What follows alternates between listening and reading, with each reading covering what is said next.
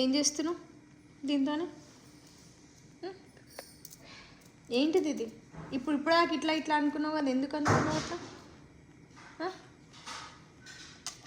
ఎందుకు అట్లా అనుకుంటున్నావు?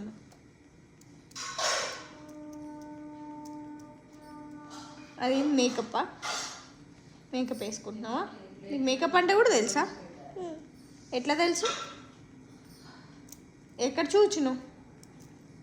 ఎక్కడ చూసి వేసుకుంటున్నావు మేకప్? నాకు వేస్తావా? నాకు వేవా?